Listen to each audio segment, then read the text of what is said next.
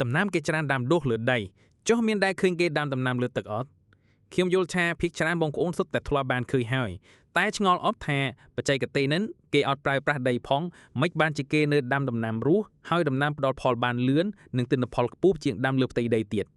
តាមពិតទៅការដាំដំណាំដោយមិនប្រើប្រាស់ដីឬអាចហៅម្យ៉ាងទៀតថាជាការដាំដំណាំលើទឹកជាបច្ចេកទេសកសិកម្មមួយដែលប្រើប្រាស់ទឹកជំនួសដីក្នុងការដាំដុះដំណាំដោយឬបោះដំណាំត្រូវបានដាក់បណ្ដែតនៅក្នុងទឹកជីក៏ដូចជាទឹកដែលមានសារជាតិចិញ្ចឹមគ្រប់គ្រាន់ហើយគល់នឹងដងដើមនៃដំណាំត្រូវបានទប់លំនឹងដោយអេប៉ុងឬដុំស្រកីដូងឬគ្រាប់ឥដ្ឋដែលភាសាអង់គ្លេសគេហៅថា clay pebble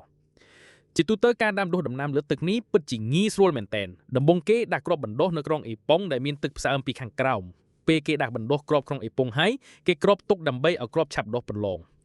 ចំណែកឯទឹកដែលគេប្រើសម្រាប់ដាំដុះដំណាំលើទឹកត្រូវបានលីជាមួយ GAB បញ្ចូលគ្នាហើយប្រើកូនម៉ូទ័របូមទឹកសម្រាប់រុញទឹកចែកតាមដងទូយ៉ូនីមួយៗការរុញទឹកឲ្យហូរក្នុងបំពង់ទូយ៉ូនេះគឺពិតជាសំខាន់ណាស់ដើម្បីឲ្យទឹកមានចរន្តពេលទឹកហូរកាត់ឬនៃដំណាំទទួលបានទាំងខ្យល់អុកស៊ីហ្សែននិងសារជាតិចិញ្ចឹមពីក្នុងទឹកបានគ្រប់គ្រាន់ធ្វើឲ្យដំណាំលូតលាស់បានលឿនជាងការដាំដុះលើផ្ទៃដី